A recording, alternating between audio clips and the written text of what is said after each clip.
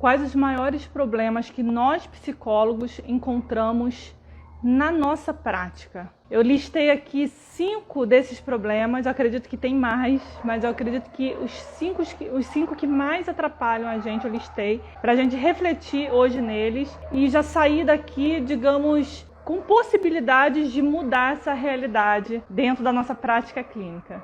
Então, pensando nesse agrupamento que eu fiz aí, né, tive dificuldade de agrupar 5 só, porque eu acho que tem muitas. E aí vai live para outros dias aí. A primeira que eu coloquei, que eu listei, das maiores dificuldades que a gente tem, né, e o que atrapalha a gente na prática, a primeira é uma que acontece já lá na faculdade. É a idealização da profissão. A gente idealiza uma profissão romântica, a gente romantiza, a gente pensa na vivência dos teóricos, né? A gente estuda até a história deles, a gente fica encantada, né? A gente fica assim, achando tudo aquilo lindo, e a gente entra no romantismo dessa profissão e a gente não se dá conta que esses teóricos, muitos deles nem eram psicólogos, né? Muitos sim, né? Depois de Freud, depois de algumas décadas, muitos deles são psicólogos, mas muitos nem são psicólogos, e eles ali não estavam pensando na prática de um profissional da área da saúde. Eles estavam pensando nas teorias, nos estudos voltados para a mente humana, para o comportamento humano, para as percepções humanas, para o desenvolvimento humano, para a linguagem, para a comunicação, ou seja, para os processos emocionais, né, os processos de desenvolvimento psíquico. Eles não estavam focados na nossa atuação. E aí é que se dá o problema. Então, se a gente idealiza a nossa profissão dessa forma, como se a gente fosse virar um Freud, como se a gente fosse virar, sei lá, um Jung, e fosse trabalhar como eles, a gente se engana completamente, porque na prática não é bem assim que funciona. Outra coisa que a gente faz com esse erro é achar que eles são os únicos teóricos que existem, achar que fechou as teorias. E não, gente, nós somos profissionais da área da ciência e nós temos a obrigação de continuar estudando, refutando inclusive essas ciências que muitas já foram refutadas. Olha, só nessa época mesmo, a época do Freud, teve várias formas de enxergar a psicanálise, por exemplo. O próprio Jung rompeu com Freud, porque ele teve discordância. E a gente achar que a gente não pode fazer isso, a gente não pode, claro, discordar de uma forma leiga. Não concordo, não gosto disso. Tá, mas quais os argumentos que você vai usar para isso? São argumentos científicos também. Nós podemos fazer isso também. E nós saímos da faculdade sem saber disso e assim, sem se empoderar disso. Eu acho que a gente até fecha os olhos para não entrar em contato com isso. Vamos para o segundo ponto, que vem trazido aí desse mesmo primeiro ponto que eu falei. O segundo ponto são as guerras das abordagens.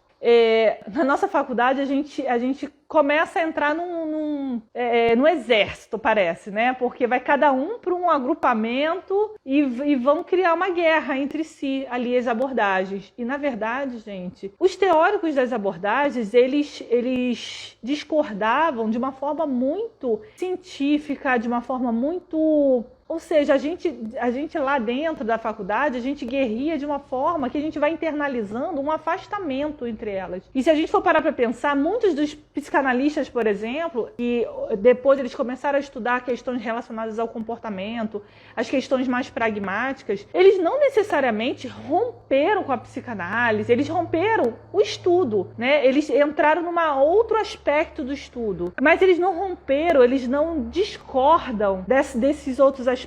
E a gente passa a discordar um dos outros, como a gente faz, como a sociedade está fazendo hoje com a política, por exemplo, não sabe discutir pontos que podem ajudar um ao outro, né? Eles simplesmente discordam de uma forma totalmente, separatista. E nas nossas abordagens isso também acontece muito. Então, muitas vezes, os psicólogos mais experientes, psicólogos que estão tendo mais resultados, eles conseguem agregar pontos positivos de uma outra abordagem no trabalho dele para que aquele tratamento se otimize. E nós psicólogos normalmente saímos da faculdade com um medo terrível de tocar em outra faculdade, de pegar um livro de uma outra abordagem. E isso, gente, é um erro gravíssimo na prática. O terceiro erro é a falta de empoderamento profissional. Não conhecemos as nossas atribuições profissionais, que aí foge um pouco das abordagens em si. A profissão regulamentada como profissão, ela tem algumas regras e elas têm alguns estudos também do que a gente pode fazer ou do que a gente não pode fazer. Esses estudos têm a ver com as questões relacionadas também a direitos humanos, tem questões relacionadas à prática da área da saúde. Então a gente tem que entender o que é saúde de uma forma global, né? A saúde, ela invade aí aspectos físicos, sociais, mentais, né, emocionais. Ou seja, ela invade algumas áreas que o profissional de saúde ele tem que ficar atento. E nós ficamos focados na nossa abordagem, que trata apenas de um aspecto da nossa área mental. Ou da percepção, ou da cognição, ou dos aspectos inconscientes. Ou seja, a gente foca apenas em um aspecto e da área da mente. E nós, da área da saúde, a gente precisa focar em vários aspectos. Principalmente nós psicólogos, né? Quarto ponto que atrapalha muito o psicólogo a lidar com a sua prática, a ter uma prática de forma empoderada, de forma consciente, é a falta de empoderamento financeiro também, que é causado, por sua vez, pela falta de empoderamento profissional, pela falta de empoderamento na união das nossas abordagens, por essa coisa da idealização da psicologia, que a gente vai vivendo essa idealização como se fosse um conto de fadas, e tudo isso atrapalha a gente a ter questões financeiras também. E por que a questão financeira atrapalha um psicólogo? Um psicólogo que não ganha dinheiro, ele tem muito mais problemas. Problemas de que porte? Problemas na área pessoal, falta de concentração, falta de empoderamento para comprar um livro, às vezes, para fazer um curso. Então, é um profissional que fica muito mais despreparado para lidar com demandas graves, como a depressão, por exemplo. Então, a gente fica muito mais propenso a não saber quais são as nossas atribuições profissionais, porque aquele profissional, ele tá sempre sem dinheiro, tá sempre duro, tá sempre... A gente precisa de mínimo, mesmo que a gente seja minimalista, né? A gente precisa do mínimo para sobreviver, do mínimo para a gente poder trabalhar, do mínimo para a gente poder ter o nosso consultório, ter livros, ter cursos, ter especializações, ter o mínimo. E um profissional de psicologia, ele tá muito aquém. Se a gente tá exausto, cansado, se a gente não pode tirar esse tempo pra gente, a gente fica extremamente sobrecarregado para trabalhar, mesmo quando o trabalho é uma coisa prazerosa pra gente. Então, por isso que um profissional sem dinheiro, um profissional com questões financeiras ruins, vai ter dificuldade para tratar pessoas de modo geral. E aí, eu coloquei aqui, outra coisa que dificulta muito a nossa prática, e eu acho que na depressão ela é extremamente importante da gente ficar atento. Falta de atualização do psicólogo em atuar em novos temas sociais. Não acompanhar mudanças sociais que estão acontecendo dentro da clínica. Acompanha na sua vida, de forma leiga, de forma que vai vivendo, né? Mas não traz de forma científica para a sua prática. Então, temas sociais, que temas sociais são esses, gente? Política, mudanças relacionadas às questões de gênero, mudanças relacionadas às questões de comunicação de modo geral, gente, de religião, como as pessoas na sociedade estão lidando com esses temas e como os estudos estão trabalhando, entendendo essas mudanças. Nós precisamos nos atualizar dessas áreas, nos atualizar dessas questões de forma científica imparcial, para que a gente possa trabalhar com elas dentro do consultório. Isso não acontece na nossa prática muitas vezes, e a gente muitas vezes traz mitos para a prática que atrapalham muito os resultados com esses pacientes. Pacientes que não melhoram, muito pelo contrário, largam a terapia com raiva do terapeuta. Como que a gente vai se relacionar com temas relacionados à política atualmente dentro do consultório? Como que a gente vai se relacionar? Gente, sei lá, algumas décadas atrás, não era um problema psicólogo falar temas relacionados à política. Aonde um adolescente chegava no consultório com problemáticas familiares, com demandas graves, com desestrutura na identidade por causa de política? Gente, isso é uma coisa muito atual, muito nova, né? Olha o quanto isso pode atrapalhar a nossa prática. Então, eu tenho algumas sugestões para a gente pensar, né, nessas questões. Primeiro ponto, idealização, né? A gente começar a entender a nossa profissão como profissão da área da psicologia. O que tem de diferente na história da psicologia, né?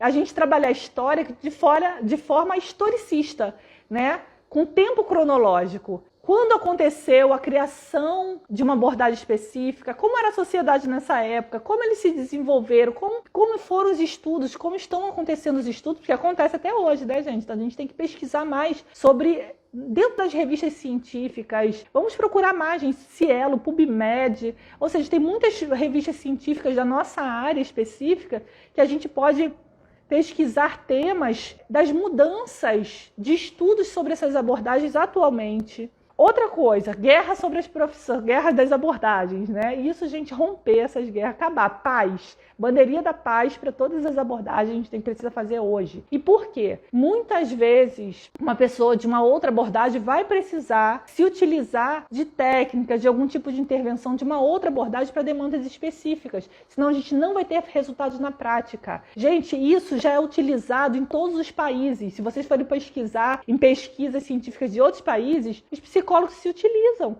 Os psicólogos se utilizam de outras abordagens para tratar coisas específicas. Por exemplo, eu posso dar um exemplo da minha própria filha, que acontece com psicólogos já no Brasil, gente. E a gente tem que acordar para isso, senão sua prática vai ficar limitada, sem resultados, porque você fica ainda com aquela guerrinha das abordagens lá da faculdade.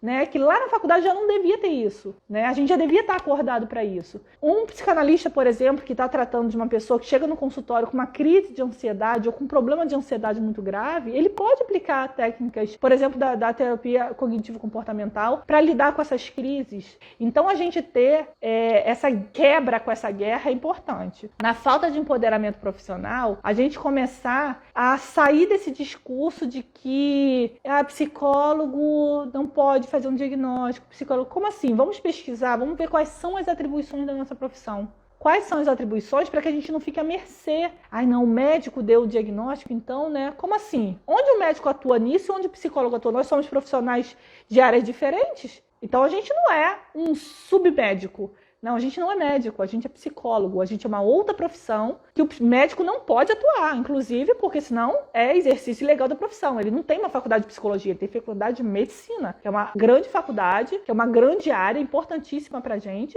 mas não é psicologia. Então a gente se empoderar da nossa área, das nossas atribuições é importante também. Empoderamento financeiro, a gente começar a ter uma relação diferente com as questões de finanças, gente. A gente começar a entender que ganhar dinheiro não é pecado. Ganhar dinheiro não é uma coisa ruim para o psicólogo, muito pelo contrário. Quando a gente ganha dinheiro a nível de poder se sustentar, poder ter lazer, poder ter tudo aquilo que a gente quer trabalhar com o nosso paciente, mas não consegue porque a gente não tem, dificulta a nossa prática. Então é muito importante que a gente tenha uma relação saudável com as questões financeiras na nossa profissão. Se é uma profissão, requer que a gente tem custos e requer que a gente tenha dinheiro para lidar com esses custos da profissão. E aí não é só lidar com os custos da profissão, a gente precisa de lucro também, porque a gente precisa trabalhar para que a gente possa usufruir também desse trabalho. E a falta de questões de atualidades mesmo, de mudar, de estudar mais a nossa atualidade e aplicar na prática, na terapia. Então eu sugiro que vocês estudem também sobre áreas voltadas, assuntos sobre política. Se você é uma pessoa do partido de direita ou de partido de esquerda, que você estude sobre quais são as propostas desses partidos, o que é direita, o que é esquerda, qual é a briga que o nosso país enfrenta quanto a isso, o que os outros países entendem por direita e esquerda. Sabe que países diferentes se relacionam diferentes? Então a gente, como psicólogo, a gente precisa de estudar legitimamente ali temas variados. Então a gente precisa também estudar sobre questões relacionadas às mudanças sociais, morais também, né? Sobre as questões relacionadas à religião, às questões de sexualidade, o que tem mudado e como a gente vai trabalhar hoje no consultório. A nossa sociedade hoje, ela está uma sociedade que ela está também mudando a forma de ver e se relacionar na prática com essas questões. E nós também precisamos trabalhar isso na prática no nosso consultório.